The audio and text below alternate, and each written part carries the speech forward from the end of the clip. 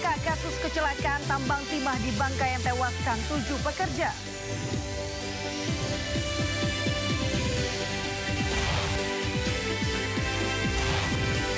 Kematian siswa SD Ngada NTT bergulir diduga karena tidak bisa membeli buku, pena hingga kebijakan uang komite 1,2 juta rupiah.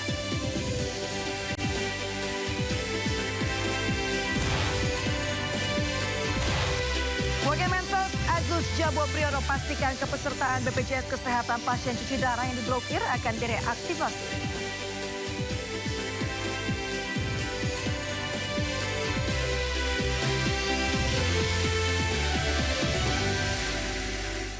Kita awal informasi Sindo siang hari ini pemirsa, pabrik pengolahan biji plastik sekaligus gudang di Jalan Cibolerang, Kota Bandung, Jawa Barat hangus terbakar. Besarnya kobaran api serta banyaknya material mudah terbakar membuat petugas kesulitan melakukan pemadaman.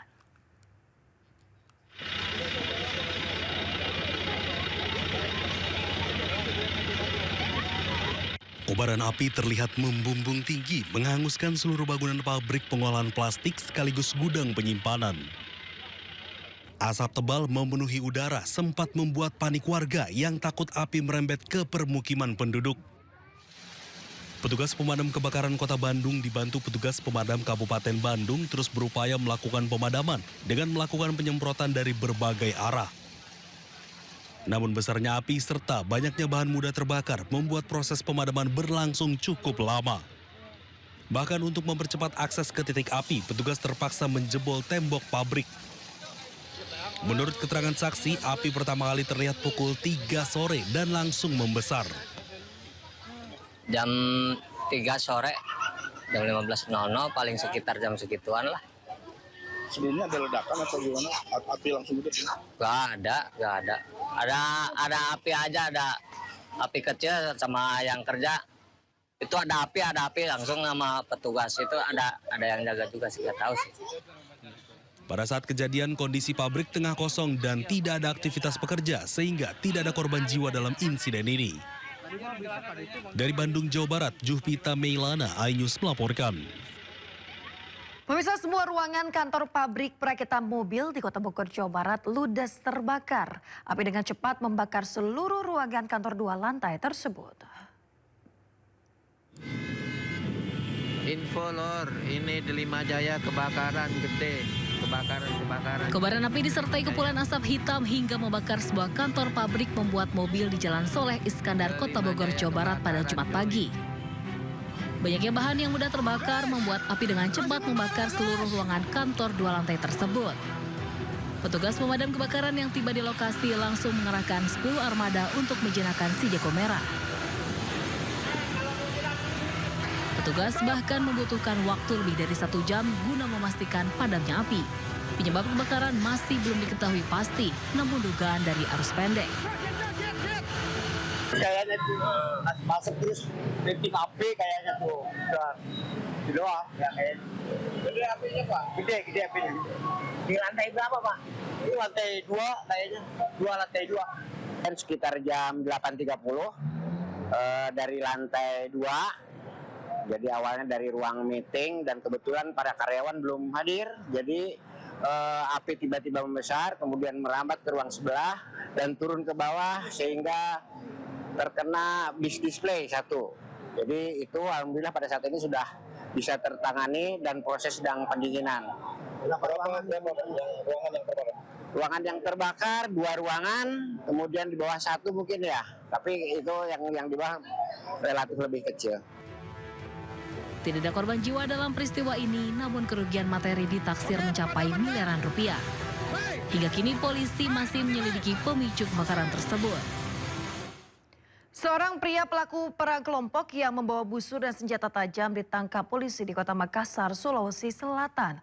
Pelaku sebelumnya sempat viral di sejumlah media sosial saat memamerkan senjata untuk melarikan diri dari kejaran polisi. Sebenarnya mau diambil bisa nih kalau pakai motor. Iya.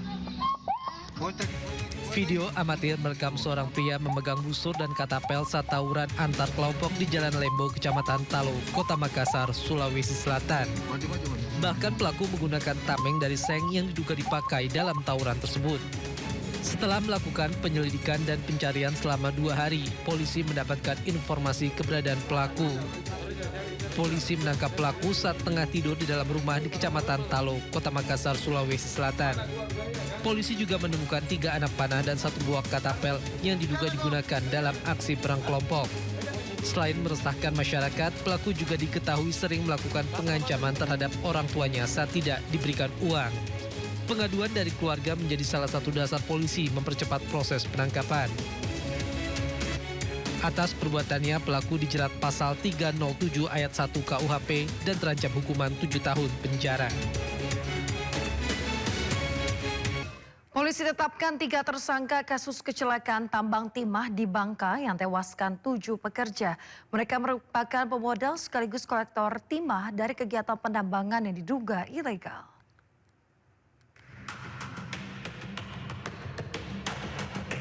3 orang ditetapkan sebagai tersangka dalam kasus longsornya tambang timah di kawasan Pondi, Kecamatan Pemali, Kabupaten Bangka, Provinsi Bangka Belitung. Sebanyak 7 pekerja tewas dalam insiden tersebut. 2 tersangka merupakan pemilik tambang atau pemodal sekaligus kolektor timah dari aktivitas pertambangan yang diduga ilegal. Sementara 1 lainnya dijadikan tersangka setelah melakukan penambangan di lokasi. Penetapan tersangka setelah Ditreskrimsus Polda Bangka Belitung memeriksa 16 orang saksi. Sejumlah barang bukti diamankan, berupa pasir timah seberat 270 kg, kwitansi penjualan hasil timah, 1 alat berat, serta sejumlah peralatan tambang. Fungsinya sebagai kolektor menjadi tersangka, kemudian peristiwa yang lainnya, kolektor yang lainnya juga kami tentukan jadi tersangka. Jadi pada peristiwa ini, setelah memeriksa 16 para saksi tadi, kemudian kami menentukan 3 orang tersangka. Yang saat ini ketiga tersangka tersebut sudah dilakukan penahanan sejak tanggal 5 Februari 2026. Tambang timah Pondi yang jadi lokasi longsor sudah cukup lama tidak beroperasi. Tambang diduga dimanfaatkan secara ilegal oleh sejumlah pihak, meski lokasi tambang dijaga ketat pihak keamanan. Polisi masih selidiki kasus ini untuk selidiki adanya keterlibatan pihak lain dan kemungkinan tersangka tambahan. Dari Pangkal Pinang, Bangka Belitung, Haryanto, iNews melaporkan. Sejumlah rumah warga rusak akibat gempa berkekuatan 6,4 magnitudo di Pacitan, Jawa Timur. Warga siap mengungsi jika kembali terjadi gempa.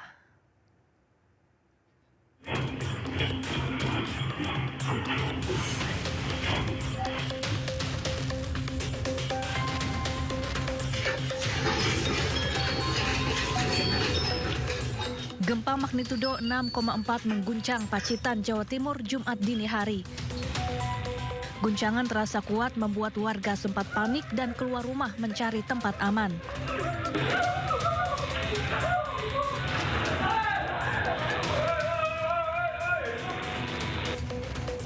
Akibat gempa ini, 2 rumah di Kelurahan Ploso, Pacitan rusak parah. Salah satu rumah warga rusak di bagian teras. Atap bangunan ambrol dan dinding rumah retak. Tak hanya itu, perabotan dapur hancur dan bangunan tak bisa ditempati.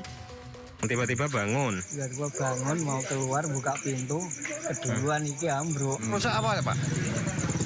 Ya, yang ambruk apa ya? Yang paling parah ya ini. Bagian apa sih? Ya? Bagian teras. Berakas dapur. Semuanya. Semuanya ya? Semuanya udah hancur semua ya? Hancur semua. Kompornya ada berapa, Pak? Kompor 2. Oke, perabot-perabot piring, gelas. Piring, panci. Gempa berkekuatan 6,4 magnitudo terjadi pukul 1:06 waktu Indonesia Barat, berpusat dari 89 km tenggara Pacitan, berkedalaman 10 km. Meski sempat terjadi kepanikan karena guncangan sangat kuat, namun tidak berpotensi tsunami. Hingga saat ini, Badan Penanggulangan Bencana Daerah Kabupaten Pacitan masih melakukan pendataan terkait kerusakan akibat gempa.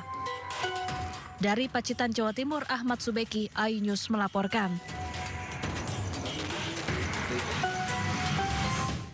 Pemirsa, seorang pria parubaya meninggal dunia saat menyelamatkan diri dari gempa yang mengguncang Pacitan, Jawa Timur. Pemirsa, saat guncangan gempa kuat, korban keluar rumah melalui pintu belakang. naas. Ia terjatuh di halaman dan langsung lemas. Korban bernama Joko Santoso, warga desa Tanjung Puro, Kecamatan Ngadirejo, Pacitan. Korban sempat keluar rumah lewat pintu belakang bersama dengan anggota keluarga yang lain dan terjatuh dengan mulutnya membentur tanah. Usai terjatuh, korban dalam keadaan tidak sadar dibawa ke puskesmas Ngadirejo, namun sayang nyawanya tidak tertolong. Soalnya itu jatuhnya ke barat, jadi yang tiba-tiba dia nggak lari dari keluar dari pintu belakang itu nggak lari, cuma jalan terus dia langsung gitu jatuh. Jatuhnya itu yang mendarat dulu ini ya, bibirnya, jadi menghantam ke lantai. Sangat terasa jangan itu karena banyak warga yang menyelamatkan diri di halaman rumah dan sebagainya. Nah, kebetulan dan kejadian yang ada di Desa Tanjung Puro, Kecamatan Ngadirejo itu ada salah satu warga yang meninggal dunia, Bapak Joko Santoso, usia 53 tahun. Beliau sebenarnya sudah berhasil menyelamatkan diri, berkumpul bersama warga yang lainnya. Bahkan setelah gempa selesai, beliau sempat berbincang-bincang dengan tetangganya. Nah, ketika berdiri, langsung beliau ambruk. Pemirsa, dampak gempa Pacitan juga dirasakan warga Kota Blitar, Jawa Timur. Akibat gempa, sebuah bangunan rumah roboh menimpa kafe. Pemirsa, seperti inilah kondisi bangunan yang berada di Jalan Mastrip, Kota Blitar setelah terjadi gempa yang terpusat di Pacitan pada Jumat dini hari. Atap bangunan roboh dan menimpa sebuah kafe yang tepat berada di sebelah bangunan. Meski kondisi bangunan kafe rusak, namun tidak ada korban yang terluka. Sementara kerugian ditafsir mencapai 70 juta rupiah. Gempa itu ini bangunan yang sudah tua ya, di Jalan Mastrip tempatnya. Ini roboh dan menimpa kafe yang ada di sebelahnya. Sehingga kami harus bekerja sama dengan DLH dengan ini untuk melakukan pembersihan terhadap puing-puing. Pemirsa, 2 rumah ambruk dan 4 rumah lainnya terancam akibat pergerakan tanah yang terjadi di Sumedang, Jawa Barat. Pergerakan tanah terjadi akibat dampak dari intensitas hujan yang tinggi dan juga abrasi sungai.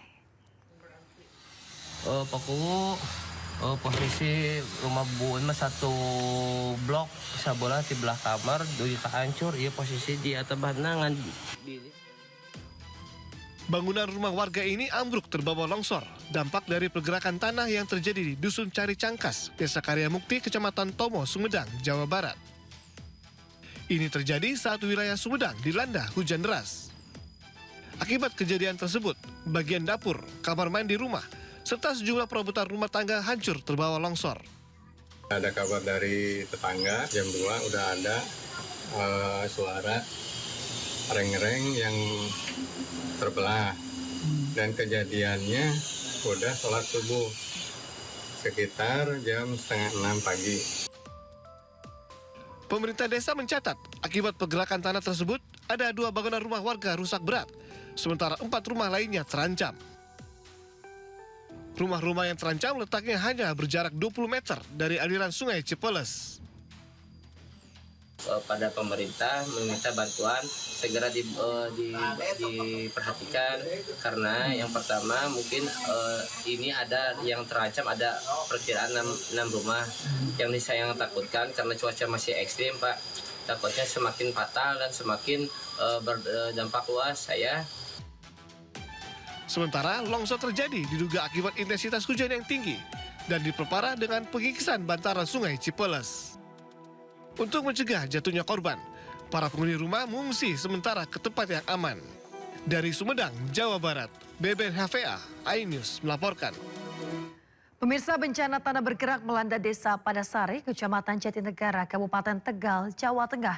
Lebih dari 100 rumah rusak dan 1 bangunan sekolah ambruk.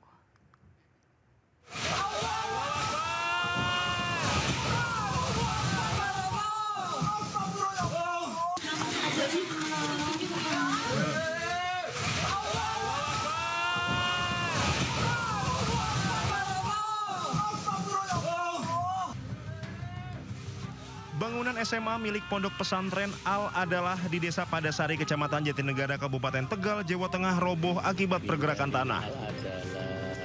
Bangunan satu lantai ini rata dengan tanah setelah struktur tidak mampu menahan pergeseran tanah.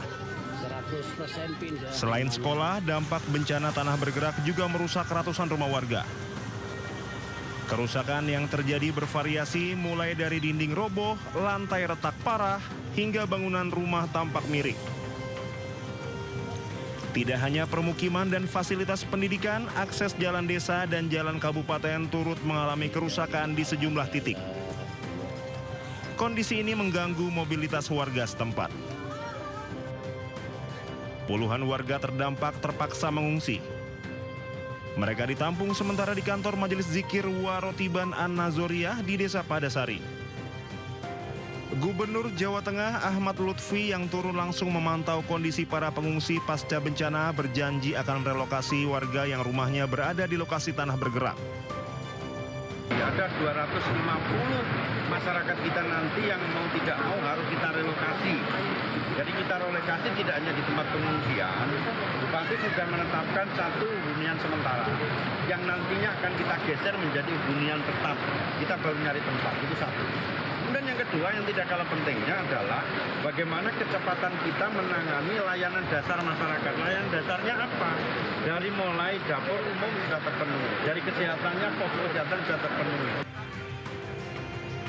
Meski tidak memakan korban jiwa, warga mengaku khawatir karena kondisi tanah masih labil dan berpotensi bergerak susulan.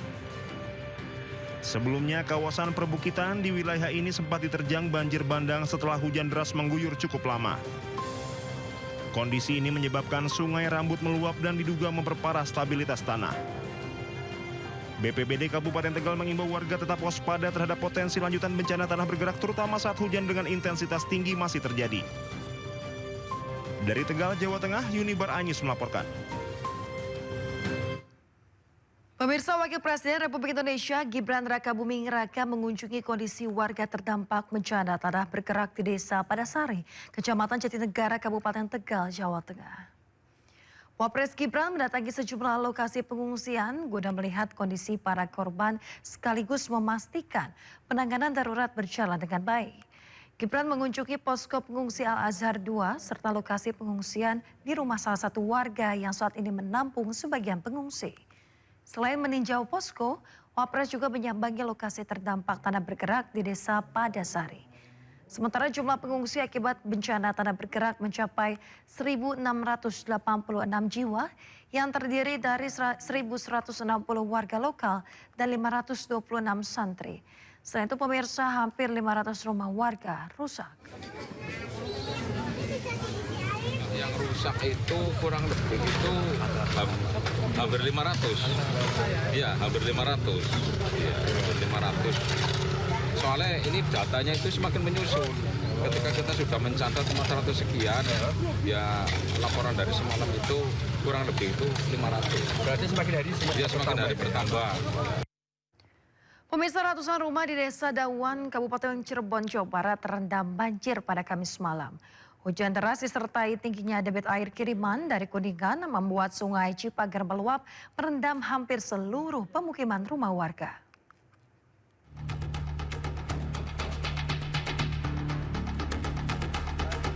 Air membanjiri jalan desa hingga rumah-rumah warga di Desa Dawan, Kecamatan Tengah Tani, Kabupaten Cirebon, Jawa Barat. Ketinggian air mencapai 1 hingga 1,5 meter. Sejumlah warga pun terpaksa meninggalkan rumah mereka karena genangan air semakin tinggi. Banjir karena limpas dari Cipager itu udah tinggi. Jadi pasti yang pinggiran kali pasti banjiran. Ini udah 3 kali kita. Tahun kemarin 1 tahun 2 kali. Dan sekarang sekali tahun 2026. Berarti ini ada 151 kakak dan menutupi 2 desa. Kebetulan perumahan ini pintu masuknya adalah dari Desa Dawan. Nah, jadi yang terdampak adalah Desa Dawan dengan Desa Kalibaru. Sementara itu petugas gabungan dari TNI, Polri, dan BPBD menyisir lokasi khususnya di area terdalam terdampak banjir. Sejumlah warga khususnya anak-anak, ibu dan lansia dievakuasi ke darat dengan perahu karet. Akibat banjir ini, 151 kepala keluarga yang menempati ratusan rumah terdampak. Dari Cirebon, Jawa Barat, Toy Iskandar, Ainus melaporkan. Kematian siswa SD Ngada NTT bergulir diduga karena tidak bisa membeli buku pena hingga kebijakan uang komite 1,2 juta rupiah. Sesaat lagi pemirsa tetaplah bersama kami di Indosiar.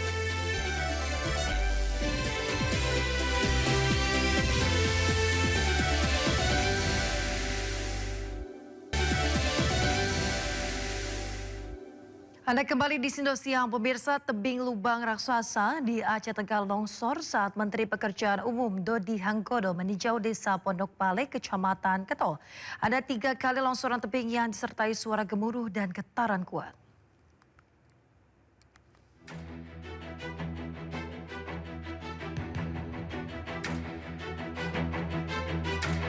Inilah detik-detik tebing lubang raksasa longsor yang terekam kamera udara saat Menteri Pekerjaan Umum Dodi Hanggodo meninjau langsung fenomena sinkhole di Desa Pondok Bale, Kecamatan Ketol, Kabupaten Aceh Tengah, Aceh. Sedikitnya 3 kali longsoran terjadi dalam waktu berdekatan, disertai suara gemuruh dan getaran tanah.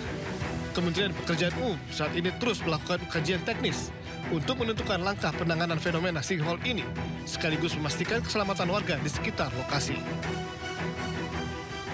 Rasa gempa ya, berarti area di situ kan memang tidak 100% secure gitu kan. Berarti bahwa itu di bawah ini masih ada pergerakan air. Prosesnya pasti akan perlu waktu untuk ngebor, untuk pasang sana sini. Kan ada beberapa item pekerjaan, tidak hanya satu item pekerjaan ya, ada beberapa item. Di sini kita lakukan penguatan, di tengah-tengah itu kita bikin grouting, di ujung dan di sungai itu juga melakukan pekerjaan yang lain. Jadi karena banyak pekerjaan pasti akan perlu waktu.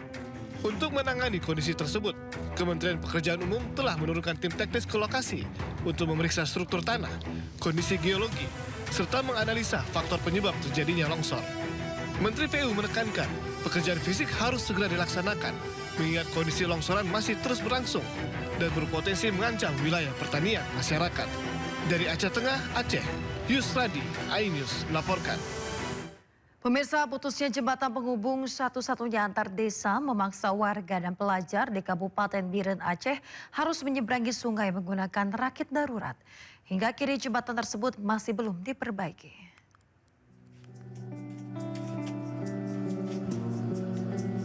Pemandangan ini merupakan rutinitas sehari-hari warga Kecamatan Pesangan, Kabupaten Biren, Aceh. Sejak jembatan penghubung antar desa putus diterjang banjir bandang pada November 2025 lalu, warga terpaksa menggunakan rakit untuk menyeberangi sungai Pantelong. Kondisi ini sangat memberatkan warga, terutama para pelajar. Selain berbahaya untuk menyeberang, warga harus membayar biaya tambahan sebesar Rp10.000 bagi masyarakat umum dan Rp5.000 bagi pelajar. Beban tersebut dirasa berat bagi siswa yang setiap hari harus melintasi sungai demi bersekolah. Inilah kegiatan kami setiap pagi, Pak. Pulang pergi, naik tetek. Kalau jauh? Jauh. Lewat Awi Getah sana, mutar. Keluarnya lewat kampus Al-Muslim. Warga desa Kubu dan Pantelong berharap pemerintah segera mengambil langkah cepat untuk membangun jembatan penghubung yang menjadi akses utama mereka. Dari Kabupaten Biren, Aceh, Syukri Syarifuddin, iNews melaporkan. Pemirsa, pengumpulan informasi terkait kasus meninggalnya seorang anak di Kabupaten Ngada saat ini sudah dilakukan. Bersumber dari media sosial, anggota DPR RI Komisi 13 diinformasikan laporan hasil asesmen dari pemerintah Kabupaten Ngada sudah dikumpulkan. Dari pengumpulan informasi didapatkan fakta dan data mengenai korban dan juga keluarga korban. Disoroti bahwa kasus ini tak terlepas dari persoalan kemiskinan mendasar yang diperparah oleh data yang tidak akurat dan tidak terintegrasi. Dari hasil pengumpulan data, diketahui suami ibu korban merantau ke Kalimantan sejak 10 tahun lalu dan tidak pernah memberikan nafkah. Sehari-hari ibu korban bekerja sebagai buruh tani dan juga pekerja serabutan dengan penghasilan Rp50.000 hingga dalam 1 minggu bekerja hanya 1 hingga 2 hari.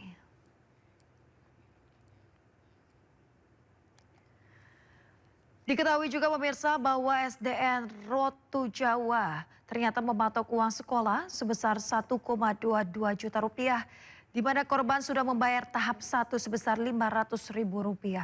Sisa yang harus dibayar tahap 2 adalah Rp720.000. Alasannya, karena pada bulan Mei 2026, SDN Rotu Jawa menjadi tuan rumah pelaksanaan kegiatan Hardiknas. Pemirsa, keluarga korban sebenarnya menjadi penerima BLTS Kesra sebesar Rp300.000 per bulan dengan total Rp900.000. Namun bantuan tersebut sebelumnya tidak dapat dicairkan terkendala dokumen kependudukan yang belum sinkron dengan domisili yang bersangkutan. Pasca peristiwa saat ini proses dokumen pengajuan bantuan sosial sudah selesai dibantu oleh pemerintah daerah. Pemirsa, polemik kematian seorang siswa sekolah dasar di Ngada, Nusa Tenggara Timur terus bergulir. Diduga kematian karena tidak bisa membeli buku dan pena hingga kebijakan uang komite yang belum dilunasi mencapai 1,2 juta rupiah. Terkait hal itu, Bupati Ngada angkat bicara dan menyatakan kebijakan sekolah ini bertabrakan dengan Permendikbud.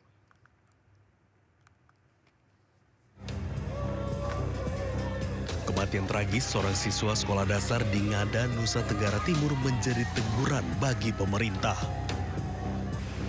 Namun masih menjadi polemik penyebab utama kematian korban dari kemiskinan hingga tidak bisa membeli buku dan pena serta pungutan uang komite mencapai 1,2 juta rupiah yang belum bisa dilunasi korban. Dalam keterangan pers yang diselenggarakan Pemda Ngada, turut dihadiri kepala sekolah dari siswa korban bunuh diri. Bupati Ngada, Raimundus Bena mengakui adanya uang komite berdasarkan kesepakatan para orang tua sebesar Rp500.000. Namun ada kenaikan tahun ini sebesar 1,2 juta rupiah karena akan berlangsung kegiatan O2SN di sekolah korban. Bupati mengakui kebijakan sekolah ini bertabrakan dengan Permendikbud. Ada kebijakan di tingkat bawahan, ya, kesepakatan antara komite dan sekolah karena di tahun ini ada kegiatan O2SN tingkat kecamatan Jelebu yang dilaksanakan di sekolah tersebut. Ya. Nah, ini memang sesungguhnya bertabrakan dengan Permendikbud sebenarnya ya. Di sekolah negeri dari Permendikbud itu khusus sekolah negeri Penilaian dan Pos tidak boleh ada pungutan di tingkat bawah. Sedangkan menurut Kepala Dinas Pendidikan setempat Elwatu Ngada menyatakan iuran tersebut bukanlah pungutan namun semacam sumbangan kesepakatan sekolah dan orang tua siswa. Sumbangan yang kesepakatan antara tiga orang tua dan sekolah yang dituang dalam berita acara. Peristiwa ini bukan semata kisah duka satu keluarga, melainkan cermin kegagalan ketika kemiskinan, keterbatasan, dan kesepian emosional dibiarkan tumbuh tanpa penyangga. Dari Ngada, Nusa Tenggara Timur, Joni Nura, iNews melaporkan. Pemirsa, Wakil Presiden RI ke-10 dan ke-12 Muhammad Yusuf Kala menilai faktor ekonomi dan kemiskinan menjadi penyebab kasus siswa SD akhiri hidup di Kabupaten Ngada, Nusa Tenggara Timur. Jika sebut faktor ekonomi kerap menjadi pemicu persoalan sosial. Kita sudah banyak dibicarakan bahwa di Indonesia ini kemiskinan memang harus kita atasi. Karena itu akibat kemiskinan, ya. Pemirsa, data kacau sistem rapuh negara pun gagal membaca kemiskinan nyata. Sekolah negeri menarik pungutan 1,2 juta jelas menjadi beban bagi keluarga yang tak punya. Kita bahas lebih dalam bersama Kepala Dinas Pendidikan dan Kebudayaan Provinsi NTT, Ambrosius Kodo dalam program Situ Prime yang dipandu rekan Yudi Handoyo berikut ini. Saya baca dari laporan resmi Pemda Ngada, itu termuat di dalam laporan resmi itu bahwa sekolah memang menarik pungutan atau partisipasi dari orang tua siswa itu sebesar Rp1.220.000 per tahun. Itu saya membaca di laporan. Bukan hanya di media, tapi saya membaca di laporan Pemda. Oke. Jadi benar adanya Pak ya, dalam 1 tahun 1,2 juta tadi Pak ya? Ya, kalau sesuai laporan resmi dari Pemda berarti itu betul. Investigasi oleh Pemda, saya kira itu betul. Nah, itu apakah dibenarkan Pak kalau sekolah tersebut memungut uang kepada siswa demikian? Meskipun alasannya ini sudah kesepakatan antara sekolah dan orang tua siswa, Pak Ambrus. Baik, kalau kita melihat ketentuan yang mengatur tentang partisipasi orang tua peserta didik, tentu kita bisa melihat di tahun 2024 dengan keputusan Mahkamah Konstitusi nomor 3 garing PUU datar 22 tahun 2024, itu sebenarnya sudah diatur bahwa negara dasar 9 tahun di SD,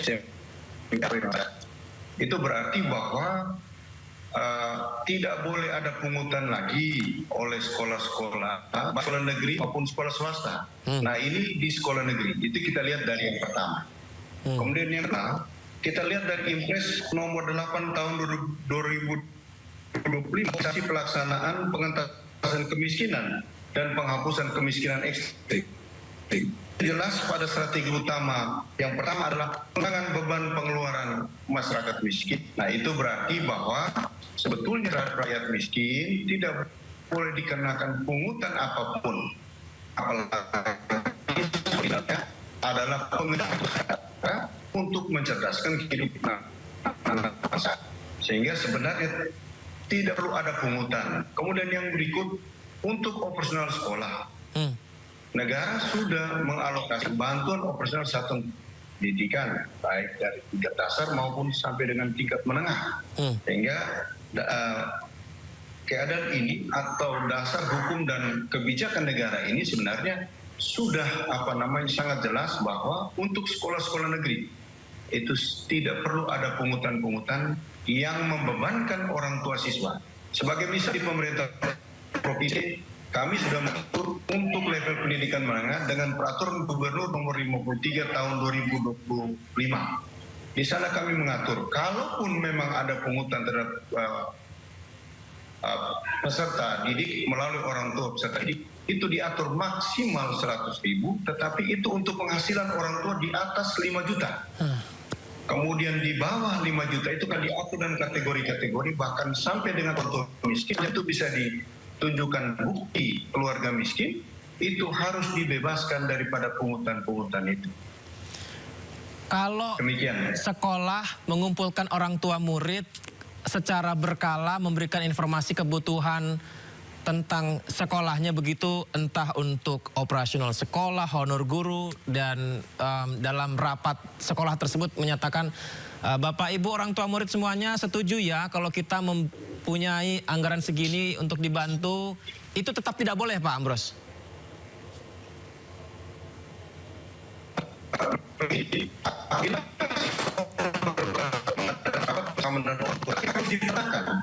Harus dipetakan kemampuan ekonomi orang tua siswa itu.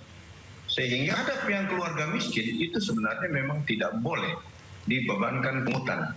Karena untuk hidup saja negara harus bantu dia melalui PKH. Lalu untuk anak-anak bisa memenuhi kebutuhan personalnya seperti tas, buku, tulis, dan sebagainya, negara mengalokasikan BIP. Sehingga sesungguhnya itu tidak boleh dikenakan pada orang tua dari peserta didik atau orang tua peserta didik dengan kategori miskin ataupun miskin. Sebenarnya tidak boleh terjadi seperti itu. Ada satu lagi Pak Ambrus yang saya baca di media online ya Pak, saya sebutkan saja, Time X Kupang Fajar Ko ID. Ini bilang bahwa pihak sekolah, ini saya membaca ini jadi dugaannya, menerapkan kebijakan sanksi denda Rp5.000 bagi siswa yang alpa atau siswa yang tidak masuk. Apakah itu Pak Ambrus sudah dapat informasinya Pak? Dan apakah itu dibenarkan juga? Saya juga membaca itu dari media. Ya. Dan terhadap kebijakan-kebijakan itu, prinsipnya terhadap keluarga miskin tidak boleh ada pungutan apapun. Apalagi anak itu sekolah di sekolah negeri. Negara kan sudah mengatur bahwa itu adalah hak anak untuk menuntut penyidikan. Dan antara negara dan hak anak itu sebetulnya dua hal yang bersinggungan, tidak bisa lepas pisah. Karena bangsa ini eksistensi atau bisa eksistensi bangsa ini kalau generasi ini disiapkan. Jadi ini tugas negara. Berarti ketika di lapangannya bahkan sudah asesmennya dihasilkan dari pejabat setempat, artinya ini kan sudah ditemukan ya Pak, ada pelanggaran di sana. Lantas langkahnya apa Pak Ambrus kepada yang bersangkutan, kepada sekolah tersebut Pak Ambrus? Yang pasti langkahnya adalah secara terstruktur, Bapak Gubernur sebagai wakil pemerintah pusat di daerah tentu akan menindaklanjuti kepada bupati setempat, dan bupati tentu akan melakukan langkah penegakan aturan terhadap perangkat-perangkat yang ada di kewenangan bupati. Demikian. Apakah Pak Ambrus, ini kan akhirnya masyarakat bertanya-tanya begitu ya, ini kan yang mungkin kita tidak bisa deteksi ketika peristiwa ini.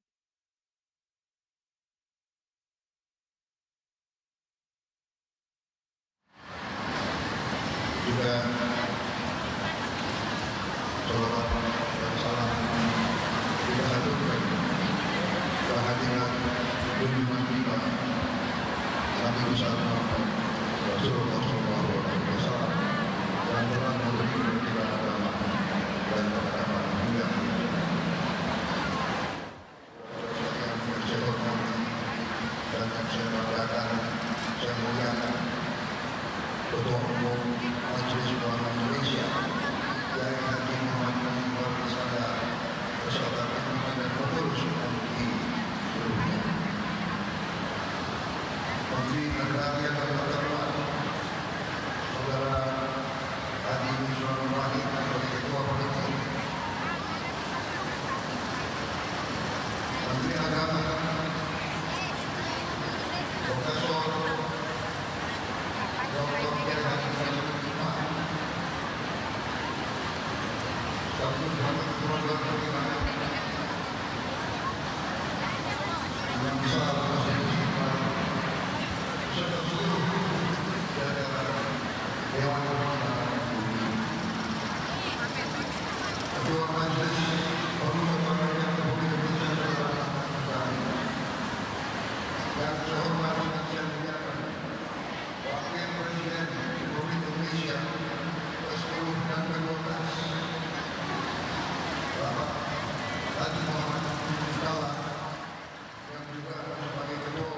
Republik Indonesia ke-10 dan ke-12, Bapak Haji Muhammad Yusuf Kalla yang juga sebagai Ketua Umum Dewan Masjid Indonesia, para menteri, koordinator para menteri, para kepala badan, Jaksa Agung, Panglima TNI, Kepala Kepolisian Republik Indonesia, serta seluruh anggota Kabinet Merah Putih yang hadir.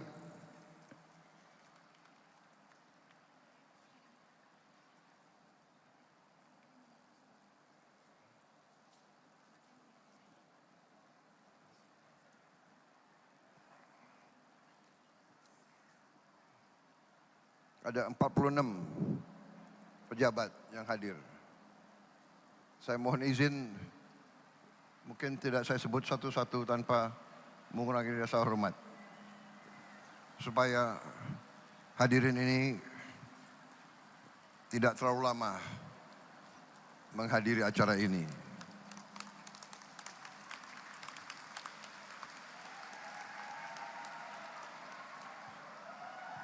Bapak-bapak, ibu-ibu, hadirin sekalian yang saya hormati,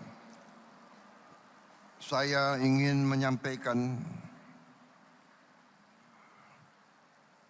ucapan terima kasih yang sebesar-besarnya atas kehormatan yang diberikan kepada saya diundang hari ini untuk menghadiri acara pengukuhan dan ta'aruf pengurus Majelis Ulama Indonesia untuk masa Bakti 2025-2030. Ini adalah acara istimewa, acara di Masjid Istiqlal yang merupakan masjid kebesaran umat Islam Indonesia, yang merupakan lambang persatuan bangsa, lambang semangat bangsa untuk menjadi bangsa yang merdeka, bangsa yang berdaulat, bangsa yang penuh kehormatan, bangsa yang ingin berdiri di atas kaki kita sendiri, bangsa yang ingin berdiri sejajar dengan bangsa-bangsa lain di dunia. Masjid ini adalah lambang daripada semangat bangsa Indonesia untuk menjadi bangsa yang bisa melindungi segenap rakyatnya, segenap tumpah darah bangsa Indonesia. Sekali lagi, terima kasih. Hari ini saya sungguh merasa bahagia, sungguh merasa besar hati. Hari ini adalah lambang dari bersatunya ulama dengan umaroh. Kalau ulama dan umaroh bersatu, insya Allah bangsa kita akan menjadi bangsa yang besar, bangsa yang makmur. Karena syarat bangsa itu berhasil sepanjang sejarah peradaban manusia, syarat bangsa yang berhasil, bangsa yang makmur adalah perdamaian. Perdamaian hanya bisa dicapai dengan bersatunya ulama dengan umaroh. Dan alhamdulillah hari ini saya bangga menjadi Presiden Republik Indonesia. Hari ini saya merasa besar hati. Hari ini terima kasih Majelis Ulama Indonesia. Terima kasih apa yang kau berikan kepada saya, yaitu kau telah memberi kepada saya keberanian untuk menjalankan tugas sebagai Presiden Republik Indonesia, mandataris rakyat Indonesia yang diangkat, dipilih, disumpah untuk membela kepentingan seluruh rakyat Indonesia. Terima kasih.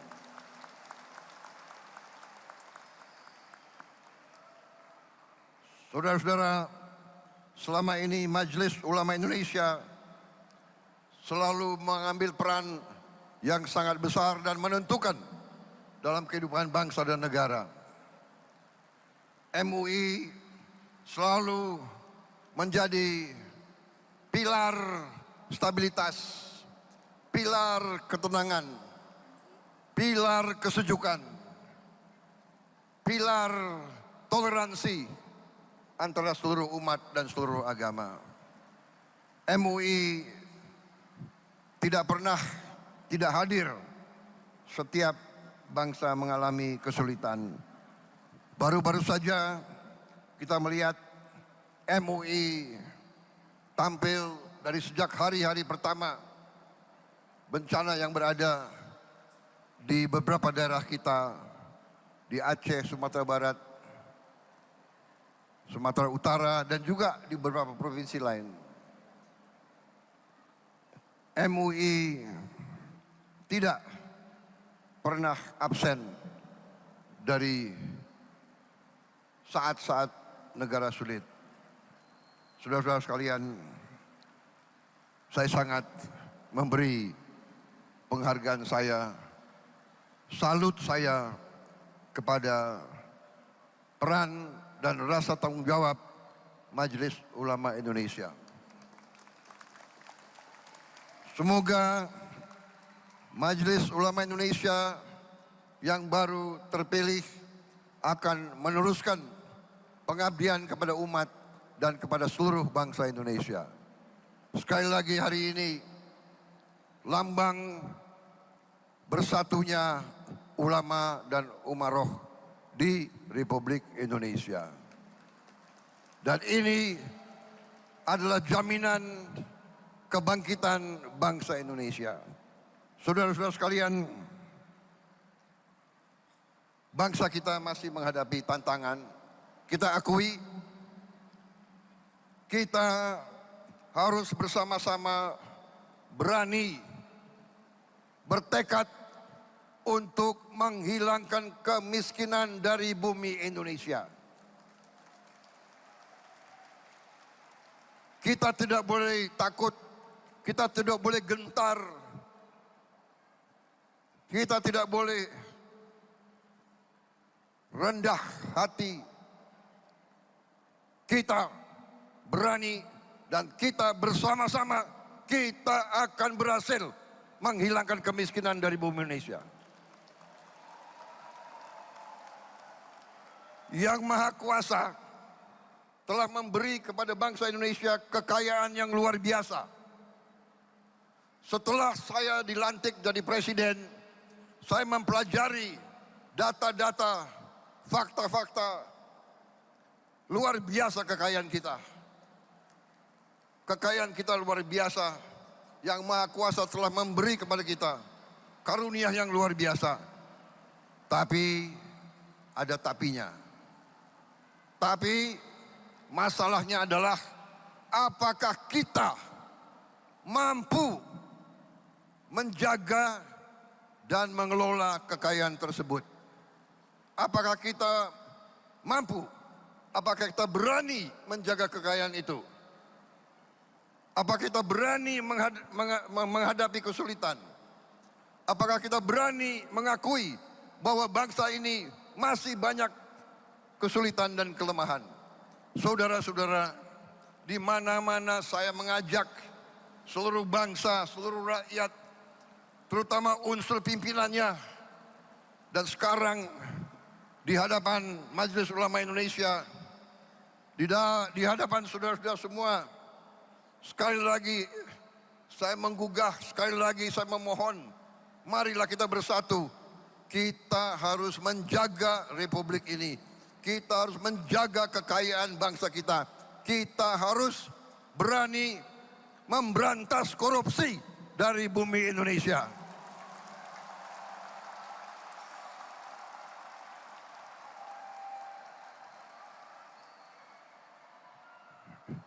Ini tidak ringan. Tiap kali kita mau berantas, tiap kali kita mau menegakkan hukuman, kita mau menegakkan keadilan, kita mau menegakkan hukum, tiap kali kelompok koruptor, kelompok perampok-perampok ini, kelompok garong-garong ini menyerang balik. Mereka selalu ingin bikin kerusuhan, selalu ingin adu domba di antara kita. Kenapa? Karena mereka tidak ingin ada pemerintah yang bersih di bumi Republik Indonesia ini.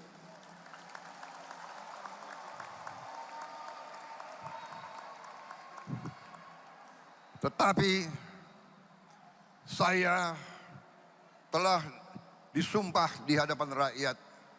Saya disumpah untuk menegakkan hukum, untuk menegakkan undang-undang dasar kita, untuk menegakkan segala perundang-undangan. Karena itu saya tidak akan ragu-ragu, saya tidak akan mundur setapapun.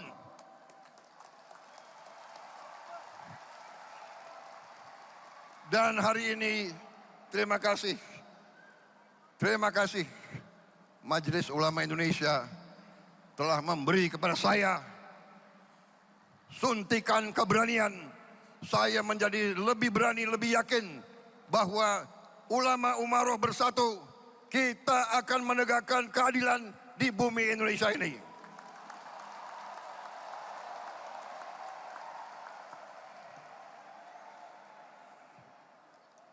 Saudara-saudara sekalian,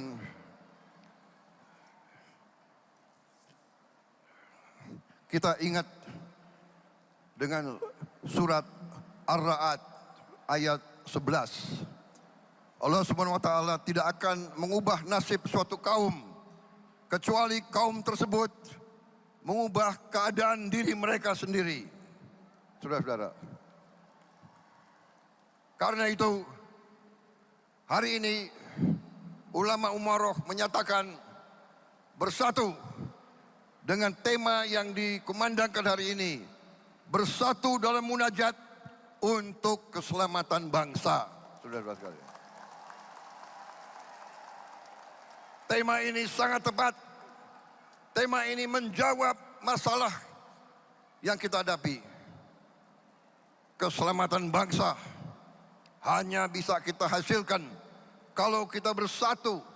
Kita hilangkan curiga di antara kita. Kita hilangkan perbedaan masa lalu. Kita hilangkan rasa benci. Perbedaan adalah baik. Persaingan adalah baik.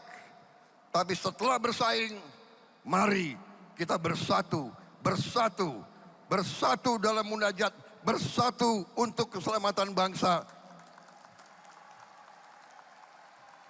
Kita hormati semua. Hormati semua umat, hormati semua kaum. Itulah contoh yang diberi oleh ulama-ulama Indonesia. Saudara-saudara sekalian, kita sekarang menjadi contoh bagi seluruh dunia. Umat Islam yang sejuk, umat Islam yang tidak mengujar kebencian, umat Islam yang mengutamakan perdamaian, umat Islam yang tidak takut dengan menegakkan keadilan. Saya kira saudara-saudara cukup sambutan saya pada kesempatan hari ini. Selamat Majelis Ulama Indonesia yang baru dibentuk. Seluruh umat Indonesia, seluruh rakyat Indonesia menanti pengabdianmu. Berharap MUI terus tegas, dan hari ini saya bisa sampaikan bahwa saya sebagai Presiden Republik Indonesia, saya telah menyediakan lahan di depan Bundaran HI sebesar kurang lebih 4.000 meter untuk gedung bagi MUI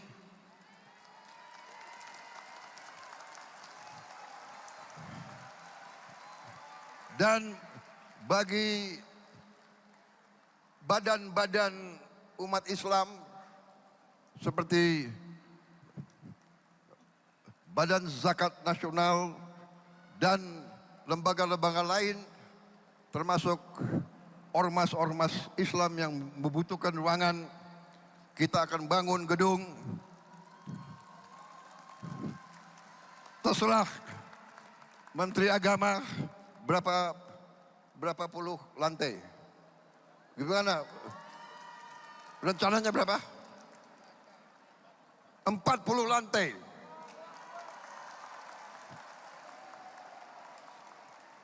Ini permintaan Imam Besar Istiqlal Profesor Nazaruddin kepada saya berapa bulan yang lalu. Permintaan beliau juga sebagai Menteri Agama menyampaikan, Pak, kantor MUI sekarang nggak jelas di mana.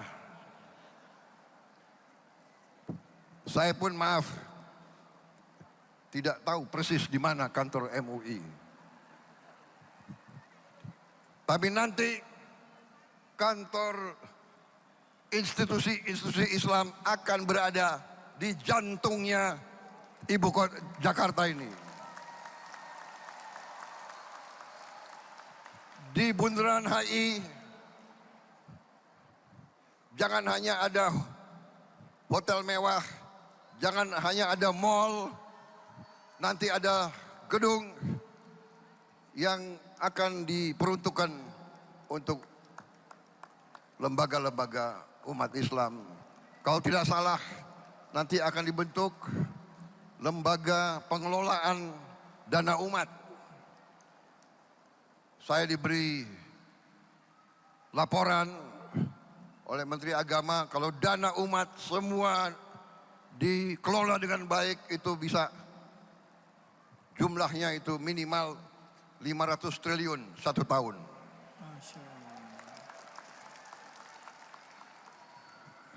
Ulama umaroh bersatu, kita akan melihat kebangkitan bangsa Indonesia. Terima kasih. Dan bagi kita sekalian, kita juga ingat bahwa sebentar lagi kita akan masuk bulan suci Ramadan. Mari kita terus bersatu. Mari kita bertekad, kita berdoa selalu. Bangsa kita berada dalam lindungan Allah Subhanahu wa taala. Bangsa Indonesia dijauhkan dari perpecahan dan bencana. Kita selesaikan semua perbedaan dengan baik, dengan musyawarah mufakat. Saudara-saudara, sekali lagi terima kasih atas terselenggaranya acara yang mulia ini. Dan semoga Allah SWT senantiasa memberi rahmat dan ridhonya bagi bangsa kita dan bagi seluruh rakyat Indonesia.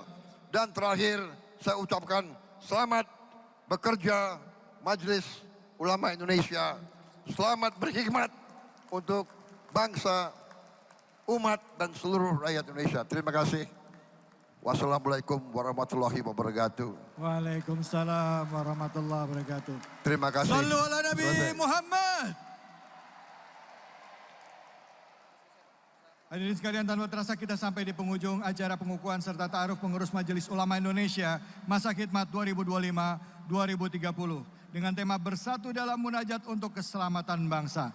Terima kasih kita ucapkan kepada Presiden Republik Indonesia yang telah berkenan hadir dalam acara pengukuhan dan ta'aruf pengurus Majelis Ulama Indonesia. Kita doakan semoga Presiden senantiasa dalam lindungan, diberikan kesehatan, keberkahan. Dan dengan demikian pemirsa, dengan demikian semoga pelantikan pada acara ini dapat memberikan manfaat bagi umat dan bangsa Indonesia. Mohon maaf jika ada kesalahan dan kekurangan selama acara berlangsung. Saya David Halik undur diri. Fattaqullaha mastata'tum. Billahi fisabil haq fastabiqul khairat. Wallahul muwaffiq ila aqwamit thoriq.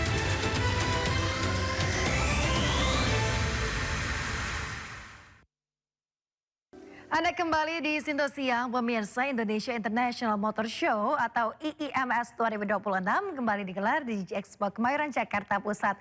Untuk mengetahui apa saja yang dihadirkan dalam event kali ini, kami sudah terhubung dengan rekan Naura Syafika dan juru kamera Jimmy Jasin. Selamat siang Naura, bagaimana antusiasme para pengunjung pada pameran akhir pekan ini? Silakan. Selamat siang Yasmin dan pemirsa, di weekend ini saya mau lihat otomotif yang pastinya ini menarik sekali untuk Anda yang memang penggemar dari otomotif. Dan di hari ini di IMS Indonesia International Motor Show 2026 pastinya kembali lagi menghadirkan berbagai macam merek mobil. Dan di tahun ini bergabung 35 merek mobil dan juga 26 merek sepeda motor yang menghadirkan produk andalan dari tiap merek mereka. Dan juga saat ini saya sudah berada di salah satu booth yang menarik sekali, ini ukurannya luas sekali untuk boothnya. Dan tadi saya sudah melihat ada salah satu kendaraan listrik yang memang ini merupakan salah satu yang bisa dibilang fenomena di tiap tahunnya. Di tahun 2026 ini juga untuk kendaraan listrik ini semakin digemari oleh masyarakat Indonesia karena memang ramah lingkungan. Dan ini adalah salah satunya untuk unitnya, untuk kendaraan listriknya yang bisa dibilang ini adalah salah satu buatan Indonesia atau memang ditujukan untuk Indonesia. Ini sangat membanggakan sekali. Dan memang untuk cerita-ceritanya banyak sekali juga. Tadi saya sudah lihat ini memang sudah melintasi hingga ke Lombok, Bali, lintas Jawa, lintas Sumatera juga. Dan memang tidak hanya di sini saja, tidak hanya di booth merek ini saja, tapi masih banyak lagi untuk booth lainnya yang juga menyediakan berbagai produk andalan dan juga promo-promo yang menarik pastinya. Dan di hari ketiga di IMS 2026 pastinya menghadirkan ada promo tiket gratis. Nah, ini untuk masyarakat Indonesia yang mau hadir ke IMS 2026 menggunakan tiket gratis secara gratis bisa dengan mudah cukup menunjukkan STNK, di mana STNK Anda ini harus sesuai kendaraannya, mereknya dengan salah satu merek mobil ataupun kendaraan sepeda motor yang hadir pameran di IMS 2026. Namun memang ini untuk kuotanya dan juga untuk syarat ketentuannya masih ada dan juga berlaku. Dan tidak hanya dari pameran saja, kalau misalnya di IMS 2026 masih banyak lagi Yasmin dan juga pemirsa yang bisa dinikmati, seperti ada performance show dari berbagai musisi ibu kota, kemudian juga masih banyak lagi yang bisa dinikmati bersama dengan keluarga ataupun kerabat Anda di IMS 2026.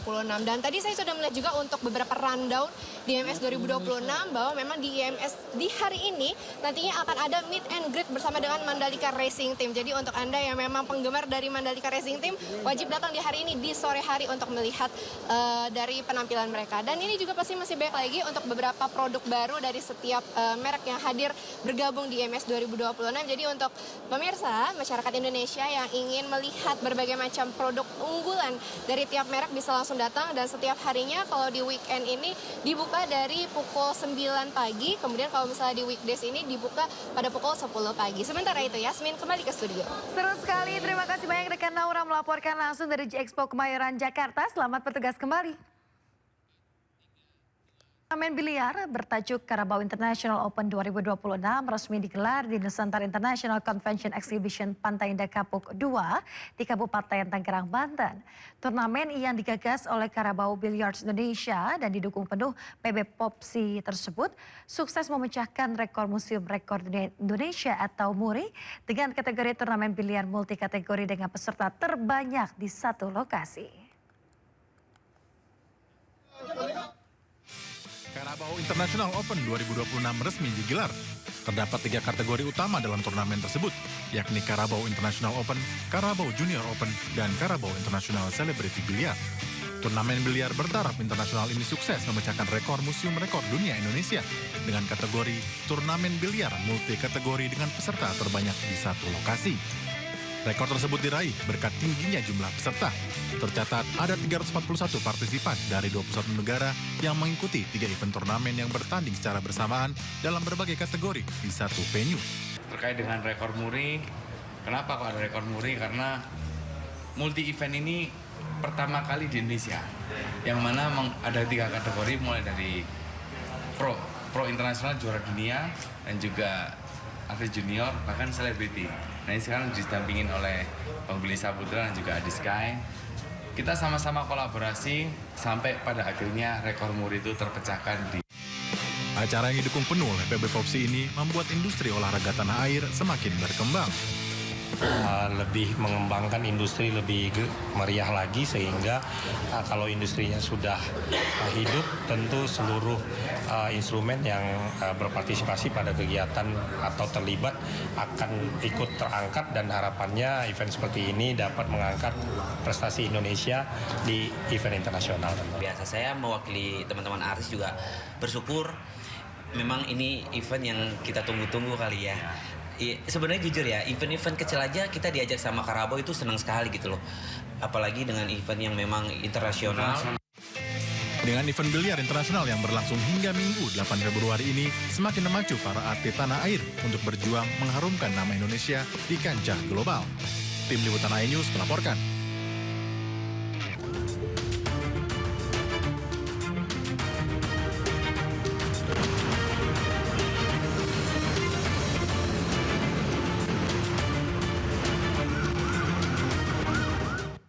Pemirsa, saatnya kita simak pantauan arus lalu lintas yang hari ini. Kami telah terhubung dengan Brigadir Traslinda dari NTMC Polri yang kini berada di kawasan Kampung Melayu, Jakarta Timur. Selamat siang, Brigadir Traslinda. Bagaimana pantauan arus lalu lintas dari tempat Anda melaporkan saat ini? Ya baik, terima kasih Yasmin dan selamat siang pemirsa. Saat ini aktivitas masyarakat di kawasan Kampung Melayu dalam keadaan lancar, di mana memang kawasan ini juga terdapat terminal sehingga aktivitas masyarakat di kawasan ini cukup ramai. Kami harapkan Anda yang melintas di kawasan ini untuk selalu berhati-hati dengan aktivitas masyarakat. Kemudian untuk arus lalu lintas dari arah Senen yang akan lurus mengarah ke Otista sampai saat ini dalam keadaan ramai dan lancar. Kemudian dari arah Kalimalang yang akan mengarah ke arah Otista juga dalam keadaan ramai dan lancar. Meskipun lalu lintas lancar, kami harapkan Anda tetap mengutamakan keselamatan, terutama pengendara roda 2. Kami harapkan Anda untuk selalu tertib menggunakan helm standar SNI. Kemudian juga Yasmin, sebagai catatan, pengendara roda 2 di kawasan ini juga sangat tinggi pelanggaran melawan arus. Untuk itu ini juga perlu jadi perhatian kita bersama untuk menekan angka pelanggaran serta kecelakaan lalu lintas. Tentunya Anda dapat mengutamakan keselamatan di jalan dengan menggunakan jalur sesuai dengan ketentuan. Seperti yang terlihat, banyak sekali pengguna roda 2 yang menggunakan jalur angkutan umum pada aktivitas di terminal. Ini juga mengganggu aktivitas kendaraan roda 4 angkutan umum yang akan keluar dari arah terminal. Tentunya kami harapkan Anda untuk menggunakan jalur sesuai dengan ketentuan. Sementara untuk arus lalu lintas dari arah Otista yang akan mengarah ke Senen maupun berbelok arah ke arah Tebet, sampai saat ini masih dalam keadaan ramai dan lancar. Yasmin, kami juga menginformasikan kepada pemirsa di rumah bahwa hingga saat ini Korlantas Polri masih menggelar operasi keselamatan yang akan berakhir pada tanggal 15 Februari. Sebagai catatan, pada pelaksanaan operasi keselamatan di tanggal 6 Februari 2026, di mana tercatat melalui aplikasi SMS Korlantas Polri, penindakan pelanggaran melalui kamera etle tercatat sebanyak 6.655 pelanggaran. Ini dengan tilang tertinggi Polda Metro Jaya sebanyak 1.935 pelanggaran, Polda Jateng 1.758 pelanggaran, kemudian Polda Jatim 1.004 pelanggaran. Ini melalui kamera etle. Tentunya kami menyampaikan ini juga menjadi perhatian bagi pengguna jalan agar selalu tertib. Mari sama-sama kita budayakan tertib di jalan. Kami tidak bangga banyak menilang pelanggaran, kami justru bangga apabila pengguna jalan mematuhi marka serta rambu serta membantu menurunkan angka pelanggaran lalu lintas. Ini merupakan hal yang kami harapkan dari seluruh masyarakat Indonesia. Hal ini juga untuk menurunkan angka kecelakaan lalu lintas di seluruh Indonesia serta mengurangi fatalitas korban laka lantas. Dan tentunya bagi Anda yang akan beraktivitas, periksa kembali kelaikan kendaraan serta patuhilah rambu dan juga marka. Yasmin, kembali ke Anda di studio, silakan. Baik, terima kasih Brigade Traslinda atas laporan Anda dari kawasan Kampung Melayu, Jakarta Timur. Selamat bertugas kembali dan salam presisi.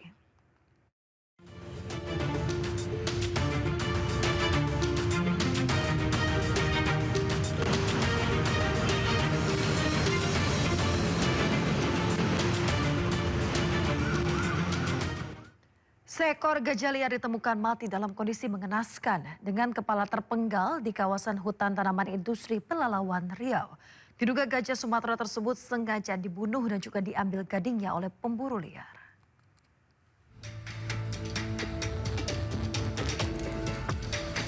Gajah liar ini mati di kawasan hutan tanaman industri di Kecamatan Ukui, Kabupaten Pelalawan, Provinsi Riau.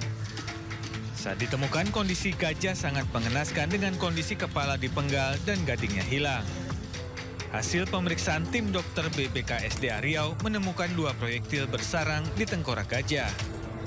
Temuan ini diperoleh setelah tim BPKSDA Riau melakukan bedah bangkai atau nekropsi pada bangkai gajah. Diduga kuat gajah Sumatera tersebut mati dibunuh pemburu liar. Ini menjadi atensi dari kita semua, termasuk Pak Kapolda dengan programnya beliau Clean Policing. Makanya saya bilang ini sebenarnya berita duka buat kita semua, karena ini termasuk hewan yang satwa yang kita lindungi.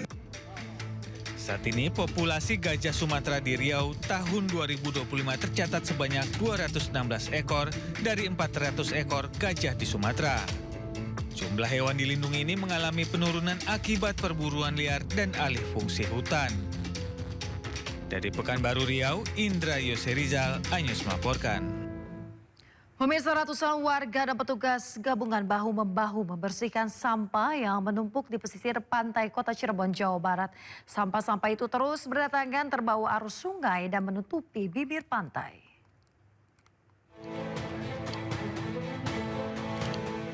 Ratusan petugas gabungan warga dan pelajar turun ke pantai Kesenden, Cirebon, Jawa Barat. Mereka mengikuti aksi bersih-bersih pantai yang penuh dengan sampah. Aksi ini merupakan tindak lanjut atas atensi Presiden Prabowo Subianto untuk menciptakan lingkungan bebas sampah. Ketinggian tumpukan sampah yang mencapai 2 meter membuat proses pembersihan memerlukan waktu cukup lama. Setelah dikumpulkan, sampah diangkut ke TPA Kopi Luhur. Dari Presiden, salah satunya adalah kita melaksanakan pembersihan. Ya, salah satunya melaksanakan pembersihan di wilayah kita masing-masing. Khususnya yang menjadi contoh kemarin adalah di wilayah yang memiliki pantai. Nah, ini kita Cirebon ini memiliki garis pantai yang lumayan, sehingga kita mengerahkan bersama-sama dengan Forkopimda dan masyarakat untuk bersama-sama melaksanakan pembersihan. Sebelumnya, sampah terus-menerus berdatangan, terbawa arus sungai dan memenuhi pesisir pantai kota Cirebon. Sampah yang mayoritas berbahan plastik ini bahkan telah tercampur dengan lumpur dan menimbulkan bau tak sedap. Dari Cirebon, Jawa Barat, Mahardika, iNews melaporkan.